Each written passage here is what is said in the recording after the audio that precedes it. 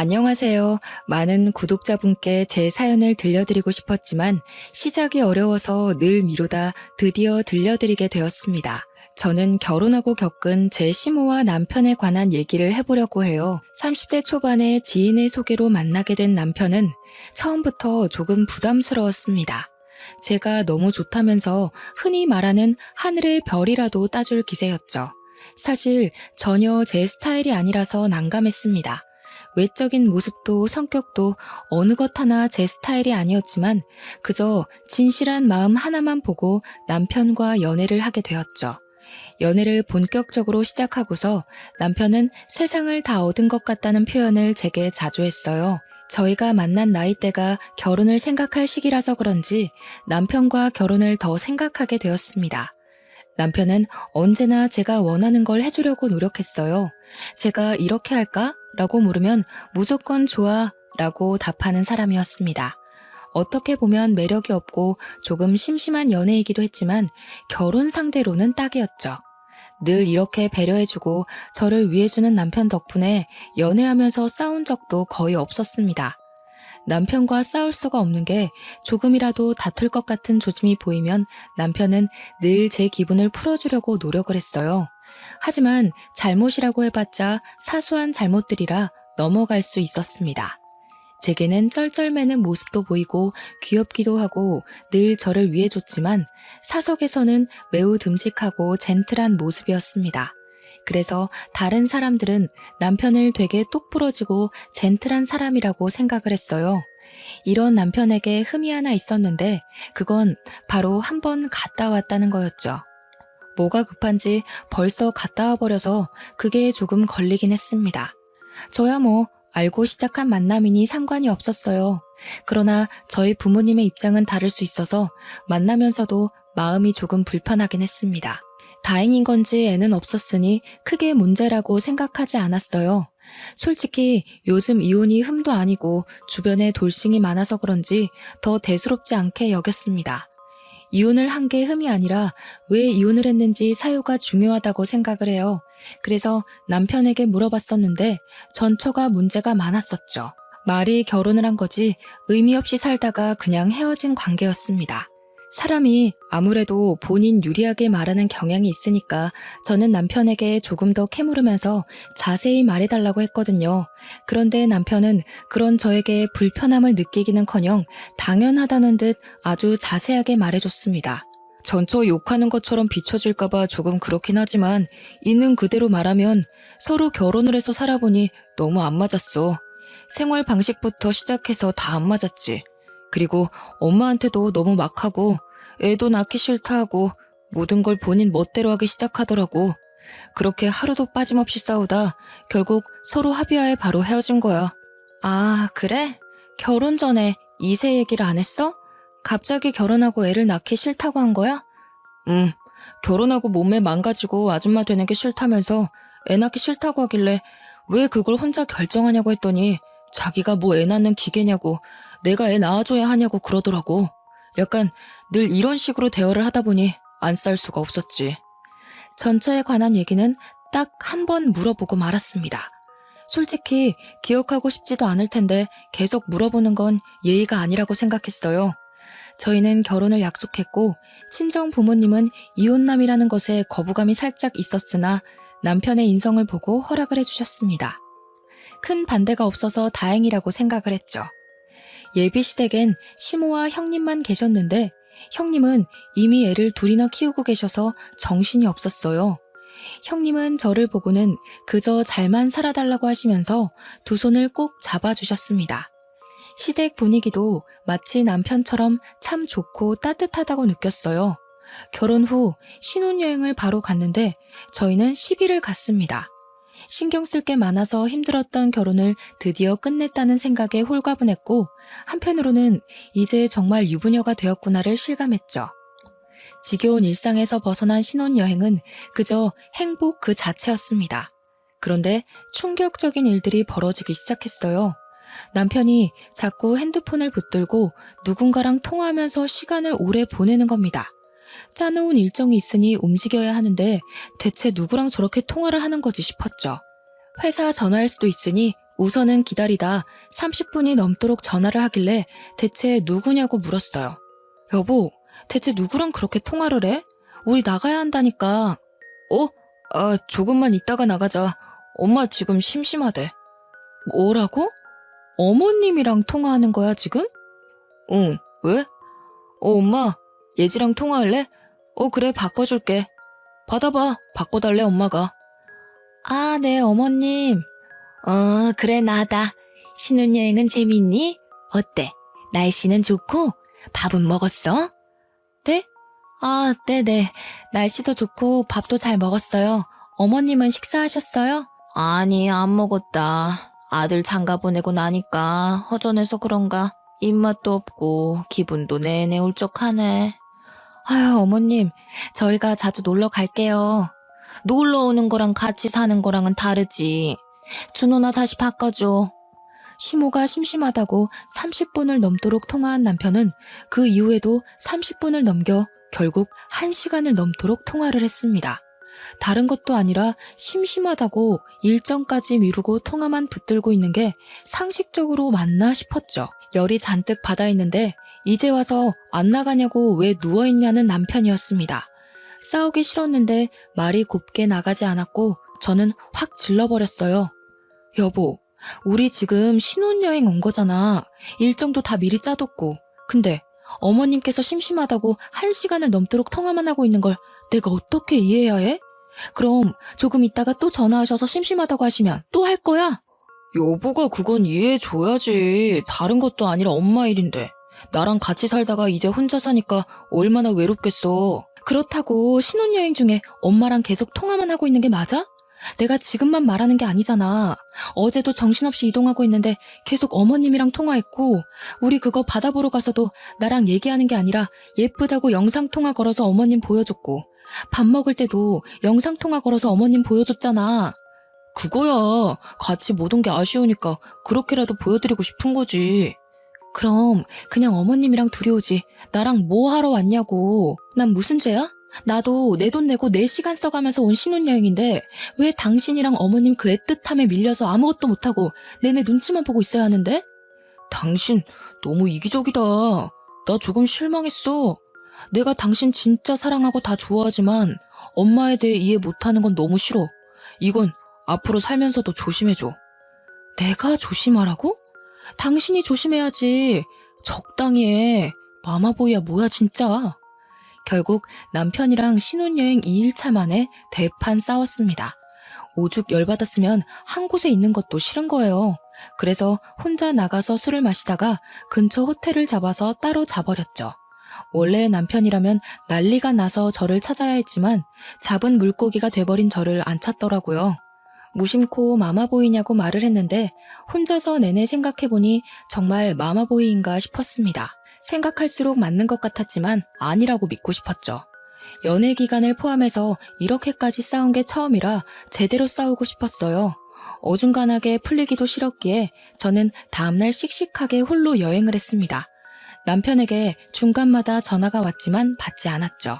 그런데 갑자기 시모에게 전화가 오는 거예요. 딱 그걸 보고 느낌이 싸한 게 남편이 고자질했구나 싶었습니다. 시모 전화까지 안 받을 수는 없으니까 조심히 시모 전화를 받았어요. 받자마자 고함을 치는 시모 목소리에 깜짝 놀랐습니다. 너 지금 뭐 하는 거니? 애미랑 아들이 전화하는 걸 질투해서 지금 성질을 부리니? 그럴 거면 돌아오지 거기서 뭐 하는 거야? 당장 돌아와. 어머님, 질투라니요. 그런 적 없어요. 그리고 이건 저희 부부 일이니 저희가 알아서 할게요. 부부 일이고 나발이고 내 아들이 힘들어하는 건 나 못 본다. 군소리 말고 당장 돌아와. 어머님이 제 입장에서 생각을 해보세요. 이게 어떻게 질투겠어요? 한두 번도 아니고 여행하는 내내 어머님이랑 영상통화하고 대화하고 그러고 있는데 굳이 같이 여행 온 의미가 없잖아요. 너 지금 시애미한테 말 대답하는 거니? 너희 엄마가 그렇게 가르쳤니? 내가 너 아주 좋게 봤는데 이제 보니까 버르장머리가 없구나. 어머님, 죄송하지만 제가 지금 이런 말 들을 이유가 없는 것 같아요. 저희 부부 일이니 알아서 해결할게요. 먼저 끊겠습니다. 시모에게 일방적으로 욕을 제대로 먹었습니다. 그리고 확신했어요. 전처와 이혼한 이유는 전처의 잘못이 있을 수 있지만 분명 시모와 남편의 이 관계도 있겠다고 말이죠. 너무 화가 난 저는 남편이 있는 곳으로 갔고 가보니 혼자 TV를 보며 깔깔거리며 웃고 있었습니다. 마음 같아서는 뒤통수를 한 대 확 쳐주고 싶었지만 참고 말했어요. 당신 마마보이야? 하나부터 열까지 어머님한테 다 말하는 거야? 뭐 하자는 거니 지금? 나 지금 어머님한테 욕먹었어. 마마보이라니. 아들이 엄마랑 사이가 좋은 게 마마보이라고 손가락질 받을 일이야? 그리고 당신 어딨냐고 물어보길래 싸워서 안 들어왔다고 한 건데 그게 왜?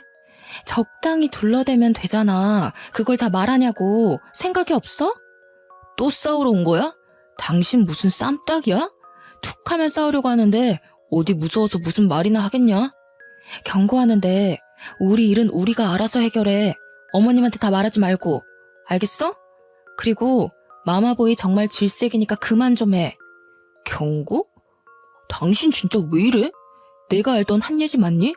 왜 이렇게 드세진 거야? 남편은 오히려 제가 쌈딱처럼 변했고 드세졌다면서 억울하다고 했어요. 본인은 잘못한 것도 없고 변한 것도 없다면서 말이죠. 참 답답하더라고요. 제가 마마보이를 겪어보기 전까지는 뭐가 그렇게 힘들까 싶었는데 막상 겪어보니까 미치겠었죠. 심지어 이건 아직 결혼 생활을 시작하기도 전이었고 이 결혼 생활이 무사히 유지될까 싶었습니다. 신혼여행은 더 있을 수 있는 상황이 아니라 스케줄을 전부 취소하고 돌아왔어요. 거기서 화해를 해보려고 시도를 해봤지만 달라지는 게 없는 모습에 더 열받았죠. 차라리 집에 있으면 어디라도 나갈 수 있고 친구라도 볼 수 있으니 괜찮겠더라고요. 그렇게 신혼여행은 눈물로 범벅되어 끝이 났고 일상으로 돌아왔습니다. 맞벌이를 하던 저희 부부는 회사에 있는 시간에는 다투지 않았어요. 그러나 퇴근 후 집에만 오면 미칠 것 같았습니다. 하루는 남편이 평소보다 1시간 늦게 온다길래 제가 장을 보고 들어가서 저녁 준비를 하고 있겠다고 했어요. 장을 보던 중 문득 남편이 변비 때문에 요즘 고생하던 게 생각나서 전화를 걸어서 물어봤죠. 여보, 나 마트 왔는데 유산균 음료 같은 거 사다 줄까? 오, 좋지. 역시 나 챙겨주는 건 우리 와이프랑 엄마뿐이야. 그래, 알겠어. 아, 여보, 잠시만. 엄마한테 물어보고 전화 줄게. 뭐를? 나 늘 먹던 거 있거든. 그리고 먹으면 배 아픈 것도 있어서 그거 물어봐야 해. 기다려봐. 30살이 훌쩍 넘은 남성이 본인 입으로 들어가는 거 하나까지도 엄마에게 물어보더라고요. 유산균 음료를 사려고 들었다가 순간 또 분노해서 그냥 안 샀습니다. 한참 후에 전화가 왔는데 본인이 늘 먹던 거는 이거고 먹으면 배 아프던 건 이거니까 피해서 사야 한다면서 알아두라고 하더군요. 너무 기분이 안 좋아서 말해준 음료가 매장에 없어서 안 사간다고 보내고 말았습니다. 이렇듯 하나부터 열까지 믿기지 않을 정도로 남편은 다 시모에게 물어봤어요. 뭘 상상해도 그 이상의 급으로 말이죠. 제가 진짜 제일 황당하고 웃겼던 건 남편이랑 쇼핑을 하러 갔는데 본인이 신발 2개 중 뭘 살지를 한참 망설이는 겁니다. 물론 그럴 수 있죠. 그래서 제가 말을 했어요. 여보, 평소 옷 입는 스타일에는 왼쪽 게 더 좋을 것 같은데? 오른쪽 거는 매일 신기에는 조금 부담스럽잖아. 나도 그렇게 생각은 하는데 뭔가 오른쪽 운동화처럼 포인트가 될 것 같은 운동화는 없어서 이번 기회에 사볼까 했지. 그럼 오른쪽 운동화로 해.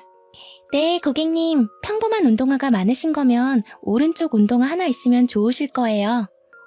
잠시만요. 여보세요? 엄마 바빠?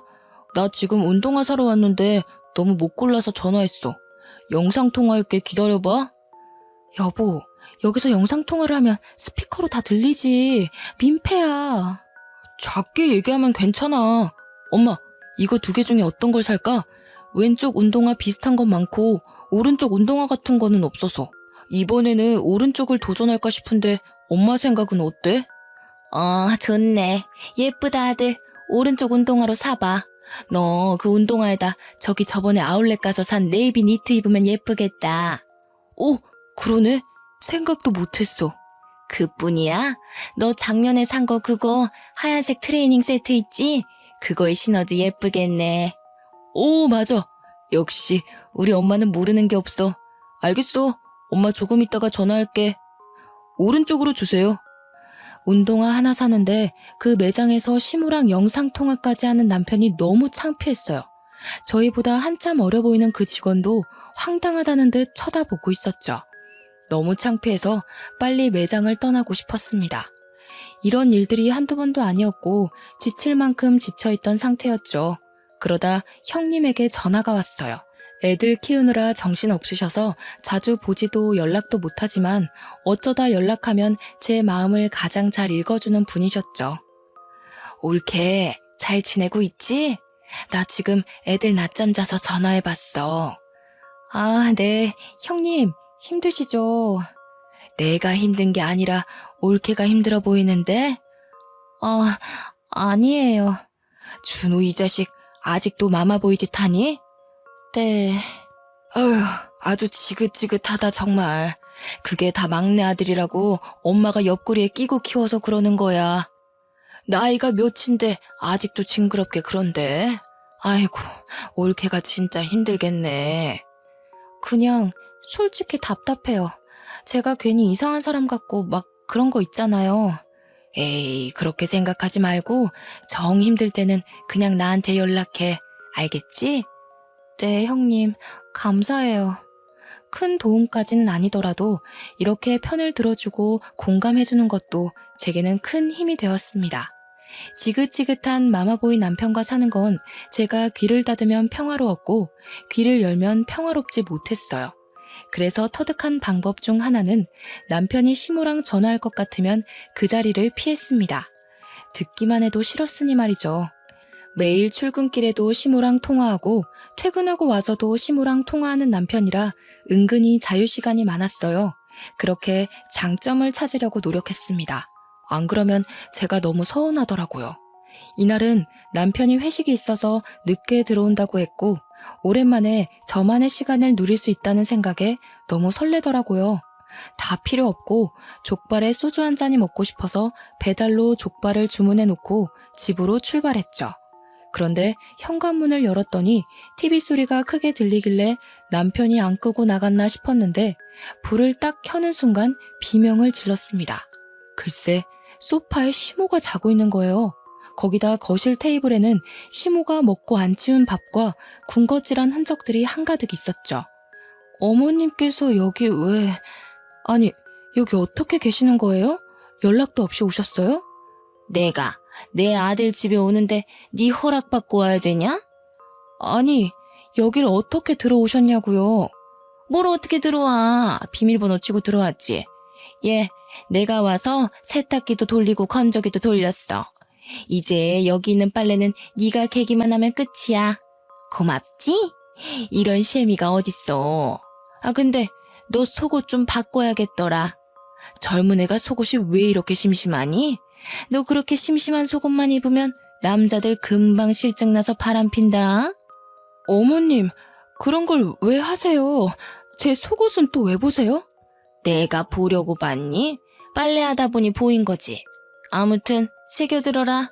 속옷 그렇게 심심한 것만 입으면 남편 바람난다. 시모는 놀라지도 않고 뻔뻔하게 저렇게 말했는데 너무 화가 났어요.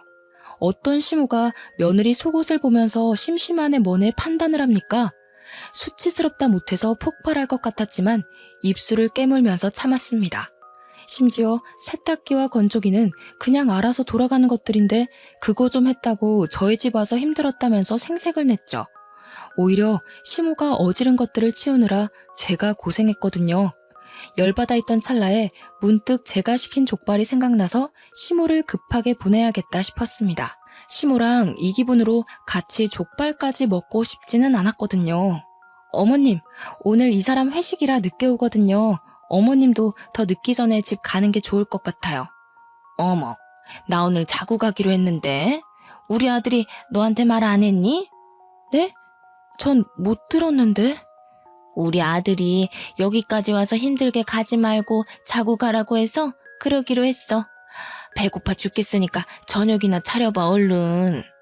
시모가 비밀번호를 누르고 들어와 있는 것도 기가 찰 노릇인데 자고 간다는 말에 웃음이 나왔어요. 이 모든 걸 제게 언급도 안 한 남편을 가만두지 않겠다고 다짐했죠. 결국 이날 시모와 족발을 먹었고 술은 마시지 않았습니다. 대충 먹고 치워버렸고 저는 먼저 잠자리에 들겠다며 안방으로 들어가서 문을 닫아버렸죠. 살면서 이렇게 과하게 스트레스를 받았던 적이 있나 싶을 정도로 힘들었어요. 심지어는 스트레스가 과해서 두통이 생겼습니다. 안 그래도 잔뜩 열이 받아 있었는데 과음한 남편은 노래를 부르면서 온 집안에 불을 다 켜고 저랑 시모를 부르며 난리를 쳤죠.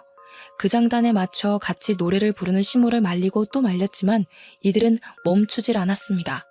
그 새벽에 그렇게 시끄럽게 노래를 부르면 당연히 아래층에서 올라오겠죠. 아니나 다를까 이웃의 신고로 경찰까지 왔어요. 이게 다른 집에서는 싸우는 소리로 들렸다고 합니다. 고개 숙여 정말 죄송하다고 말씀드리고 남편을 끌고 안방으로 와서 바닥에 내팽겨쳤어요. 시모를 보내고 주말 아침부터 대판 싸웠어요. 당신 나랑 결혼 왜 했어? 어? 그걸 갑자기 왜 물어봐? 진심으로 궁금해서 물어보는 거야. 내가 당신 엄청 사랑하잖아. 그러니까 결혼했지. 그걸 왜 물어봐 갑자기. 넌 사랑하는 사람을 이렇게 고통스럽게 해? 어머님께서 오시면 오신다고 나한테 말을 했어야지. 여기가 당신 혼자 사는 집이야? 반대로 생각해봐. 퇴근하고 왔는데 우리 엄마가 소파에 누워있어. 그럼 얼마나 황당하겠어? 그건 엄마가 보고 싶다고 온다고 하셨는데 내가 회식이라서 못 본다고. 그럼 그냥 주무시고 계시라고 한 거지. 제발 무슨 말 좀 하면 들어. 핑계 좀 대지 말고. 그 핑계도 지긋지긋하다고. 알아? 있잖아. 나 이렇게는 못 살겠어. 이러다 내가 죽을 것 같다고. 매일 싸우는 것도 지겹고 숨 막혀 죽을 것 같아. 우리 이 결혼 다시 생각해보자. 뭐라고? 여보, 그게 무슨 소리야? 설마 나랑 이혼하겠다고? 말 그대로야. 절이 싫으면 중이 떠나야지. 남편과 대화를 했고 전 결국 부부관계를 유지하는 게 맞는지에 대해서 진지하게 생각하기로 했어요. 이 사연에 다 담지 못할 만큼 날마다 힘들었습니다. 오죽하면 규칙적으로 하던 생리가 불규칙적으로 밀리게 되었죠. 난생 처음 겪는 일이라 처음에는 당황했는데 이번에도 스트레스 때문에 밀렸구나 싶어서 대수롭지 않게 생각을 했어요. 그런데 뭔가 몸이 나른한 게 느낌이 평소랑 달랐습니다. 불안한 마음에 혹시나 싶어 임신 테스트기를 해봤죠. 그랬더니 2줄이 나왔습니다. 병원을 갔는데 임신이 맞다고 했습니다. 한동안 남편과 내내 사이가 좋지 않았지만 아이가 생기고 아이를 키우다 보면 조금은 달라지지 않을까 내심 기대를 했습니다. 여보, 이거 봐볼래? 이게 뭐야? 뭐긴 뭐야, 우리 아기지. 나 임신했는데 아직은 초기라 조심하래. 임신을 했다고? 그렇구나. 그렇구나라니? 반응이 뭐 그래, 싫어? 아니야, 당연히 좋지. 근데 병원까지 간 거면 임신이 확실한 거잖아. 그치? 남편의 반응은 정말 당황스러웠습니다. 목소리가 무슨 지하 깊은 동굴까지 내려간 듯 축 처졌고 표정은 정색을 했어요. 섭섭하고 서운했지만 본인도 놀래서 그런 건가 싶어서 최대한 이해를 해보려고 노력했죠. 그런데 그 다음날 일하는 도중에 남편에게 전화가 왔고 퇴근하고 시댁으로 바로 가야 한다고 말했습니다. 무슨 일이냐고 물어봐도 그냥 시댁에 오라는 말만 해주더군요. 영문은 몰랐으나 문득 어머님도 저의 임신 사실을 알고 축하 의미로 밥이라도 차려주실 줄 알았어요. 그렇게 퇴근하고 남편과 함께 시댁에 갔고 시댁에 들어서자마자 시모는 제게 달려와 뺨을 3대나 연속으로 쳤습니다. 정말 순식간에 벌어진 일에 너무 놀라서 말도 아무런 소리도 못 냈어요. 옷도 가방도 내려두지도 못한 채 그대로 맞았는데 너무 당황스러웠죠. 제가 이렇게 맞았는데 남편은 그 모습을 지켜보고 한숨만 쉬면서 인상을 쓰고 있었습니다. 어머님, 지금 뭐 하시는 거예요? 이런 여우 같은 년, 넌 내가 이럴 줄 알았어. 임신을 했어? 어떤 놈이랑 뒹굴어 놓고 우리 아들 인생을 망치려고 해. 내가 그 꼴은 못 보지. 네? 어머님, 지금 뭐라고 하셨어요? 진짜 미치셨어요? 뭐야? 이게 더 맞고 싶나? 너라면 안 미치겠냐? 너 모르지? 우리 준호 전처가 하도 애 낳기 싫다고 난리쳐서 정관수술했다는데 너가 임신을 어떻게 할 수 있겠니? 입이 있으면 말을 해봐. 감히 어떤 놈이랑 바람나서 애까지 만든 건데? 시모는 이 말이 끝나기 무섭게 또 제 머리채를 잡고 사정없이 흔들었고 저는 순간 촉이라서 꼭 조심해야 한다는 그 말이 떠올라서 필사적으로 배를 보호했어요. 아무리 말하고 보호해도 시모가 멈추지 않아서 결국 밀어버렸습니다. 그리고 저도 너무 억울하고 분해서 이성을 잃은 상태로 오열하며 말했어요. 어머님, 지금 저한테 이렇게 하신 거 후회하실 거예요. 제가 바람이 나긴 누구랑 나요. 저는 단 한 번도 다른 남자랑 자본 적 없고 당연히 이 아이는 준호 씨 아이라고요. 앞뒤 상황 파악도 안 하고 막무가내로 불륜녀로 몰아서 임신한 며느리를 폭행하는 게 맞으세요? 당신도 지금 내 말 못 믿는 거야. 그래서 임신했다고 했을 때 그런 반응 보였니? 입 못 다물어? 준호야, 상대하지 마. 저런 불려시 같은 것들은 상대해주면 안 돼. 저 아니라고요. 바람 핀 적 없고 당연히 준호 씨 애라고요. 예지야, 추하다. 그만해라. 내가 아무리 너를 사랑해서 바보같이 굴었어도 딴 남자애까지 키워줄 호구는 아니야. 조용히 이혼하자. 나는 다 적었으니까 너만 적어서 제출하고 합의 이혼하는 걸로 하자. 제게 합의 이혼서를 들이미는 남편의 뺨을 똑같이 세대 쳐주고 말했어요. 너 두고 보자. 후회하지 마. 난 분명히 아니라고 말했어. 나한테 끝까지 마마보이 짓 한 거 후회할 거야. 그리고 당신 무식한 게 다가 아니야. 어디 감히 임산부를 때려? 미친 것들. 전 그렇게 말하고 바들바들 떨리는 몸으로 시댁에서 나왔습니다. 억울함과 분노에 한참 시간이 지나도 떨리는 몸은 진정되지 않았어요. 눈물로 밤을 지새웠고 날이 밝자마자 전 산부인과를 가서 물어봤습니다. 남편이 5년 전쯤에 정관수술했는데 임신이 가능할 수 있냐고 말이죠. 저 선생님, 저희 남편이 5년 전쯤에 정관수술을 했는데 자연임신이 가능한가요? 혹시 이런 사례도 있나요? 네, 그럼요. 물론 희박하지만 충분히 가능해요. 정관수술하는 것 자체가 더는 아이를 낳지 않으려고 하시는 부부들이 택하는 건데 그 와중에 임신이 돼버려서 어쩔 수 없이 낳는 경우 꽤 있거든요. 결국 정관수술도 100%라고 볼 수는 없죠. 근데 이건 왜 물어보세요? 제가 눈물이 날 것 같네요. 죄송해요. 남편이 전초랑 살 때 정관수술을 했었는데 저한테 말을 안 해서 몰랐어요. 그런데 제가 임신했다고 하니까 불륜 의심을 하는 상황이거든요. 다른 걸 떠나서 너무 억울해서 이걸 밝히고 싶어서요. 아, 그런 경우도 많아요, 산모님. 믿지 않으시는 경우도 많거든요. 우선 당장 방법으로는 유전자 검사가 있긴 한데 이게 비용이 부담스러울 수 있어요. 저는 그렇게 주치의와 한창 상담을 한 끝에 억울함을 밝혀내기 위해서 유전자 검사를 비싼 돈 주고 하기로 했습니다. 남편의 칫솔을 몰래 가져와서 검사를 요청했고 이를 악물고 기다리고 있었어요. 결과만 나와봐라 다 죽었다 하는 마음으로 말이죠. 그렇게 결과만 기다리면서 지냈는데 드디어 나왔고 당연히 친자 관계로 나왔습니다. 전 그 결과지를 들고 남편이 퇴근하고 시모와 함께 있을 시간에 시댁에 쳐들어갔어요. 들어가서 시모 얼굴에 결과지를 확 던지면서 말했죠. 그렇게 딴 남자 만남 불려시 취급하시더니 이걸 어째요? 당신 아들 핏줄이 맞다네요. 친자관계 맞다고 나온 거 어떡하실 거예요? 똑같이 뺨 3대 맞을래요? 아니면 머리채 뽑히실래요? 너 따위가 조작했는지 내가 알게 뭐니? 겨우 이런 거 하나 들고 와서 꼴값 떨기는. 있잖아 당신. 진짜 제발 무식하면 입이라도 다물어요. 여기 이 종이를 자세히 봐봐. 과연 조작이 가능해 보여요? 정말 대화도 하기 싫다. 아니, 할 가치를 못 느끼겠어. 시모는 친자 관계가 맞다는 검사 결과지도 조작 아니냐며 끝까지 우겼어요. 아마 본인이 저지른 게 있으니 인정하고 싶지 않았겠죠. 그러나 남편은 그 결과지를 주워들고 한참을 보더니 본인 머리를 막 쥐어 뜯더라고요. 그리고는 무릎 꿇고 싹싹 빌었습니다. 여보, 내가 진짜 미안해. 나 진짜 미친놈 맞아. 제발 한 번만 용서해주면 안 될까? 당신한테 정말 미안해. 너 뭐하는 짓이야? 안 일어나? 왜 무릎을 꿇어? 얘가 조작했을지 어떻게 알아? 이혼해. 세상에 어디 여자가 얘 하나뿐이니? 또 재혼하면 그만이야. 엄마도 제발 그만해. 나도 병원 가서 물어봤다고. 혹시나 싶어서 비뇨기과 가봤는데 그게 가능하다고 하더라고. 그러니까 제발 그만해. 나 이 사람 없으면 안 돼. 알고 보니 남편도 비뇨기과를 찾아가서 물어본 거예요. 이렇게 임신이 가능한지를 말입니다. 그쪽에서도 저와 같은 대답을 들었고 그 후 마음이 복잡했던 남편에게 제가 유전자 검사지까지 던져버렸으니 죽을 맛이겠죠. 전 여기까지 오면서 생각 정리를 다 했거든요.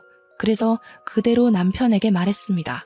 매일 엄마 치마폭에 쌓여서 그따위로 살 거면 난 당신이랑 살 필요 없어. 그리고 네 자식이 뱃속에 있다는데 믿지도 못하는 시모 옆에서 살 자신도 없고. 그러니까 나랑 이혼 안 하고 싶으면 너네 엄마랑 영 끊고 살아. 그렇게 할 자신 없으면 그냥 이혼하자. 여보, 예지야, 너무 극단적이잖아. 바로 대답 안 하면 이혼으로 결정하고 갈게 나는. 이거 완전 미친 거 아니야? 어디 천륜을 끊으려고 해? 네가 뭔데? 준호야, 듣지 마. 저런 거는 혼자 애 키우면서 고생해봐야 정신 차려. 대답 안 했으니까 이혼인가? 그럼 당신도 어머님 아니니까 그냥 아줌마라고 할게요. 저기 아줌마, 나이 좀 곱게 드세요, 추하니까. 툭 하면 아들. 아, 진짜 못 들어주겠어요. 이마에 손가락 툭 밀면서 말했더니 화난 시모가 난리를 쳤고 그 와중에 남편은 시모를 부축하려고 했죠. 더는 시간 끌 것도 없고 전 더 완강하게 말했습니다. 김준호, 너희 엄마 몸에 손대기만 해봐. 난 바로 이혼이야. 대답이나 해. 엄마, 미안해. 근데 나는 예지랑도 못 헤어지고 아기도 포기 못해. 엄마가 이번엔 정도가 지나쳤어. 이번 일은 이 사람이 엄마 신고하면 처벌도 받을 수 있는 문제라고. 준호야, 너 그렇게 가버리면 엄마 못 살아. 알잖아. 엄마한테는 너 하나뿐이야. 진정하고 엄마랑 얘기를 해보자. 응? 아니야, 엄마. 우리가 다른 모자지간에 비해 특별한 건 사실이잖아. 우리도 서로 거리를 두면서 서로 생각해 볼 필요가 있을 것 같아. 그리고 나도 이번에 엄마한테 실망해서 보고 싶지 않아. 아, 안 돼. 가지마, 준호야. 시모는 울부짖다 못해 고함을 질렀지만 남편은 제 손을 잡고 뒤를 돌아보지도 않은 채 나왔어요. 저는 남편에게 물었습니다. 한순간에 오기로 선택한 거면 지금이라도 포기해도 좋아. 난 미안하지만 당신 엄마가 너무 싫어. 그렇게 무식하게 무작정 손부터 올리는 모습에 난 오만 정이 다 떨어졌거든. 그건 용서받을 수 없는 일이야. 내가 제일 잘 알지, 지켜봤으니까. 심지어 말리지도 않았던 나도 방관자고 잘못이야. 정말 미안해, 여보. 미안하다는 말밖에 할 말이 없네. 제발 싸우지 말고 잘 살아보자. 그러려고 결혼했던 거잖아. 나 신혼여행 때부터 지금까지 제대로 웃어본 적이 없어. 맞아. 내가 너무 당신한테 무심했어. 다시는 그런 일 없도록 할게.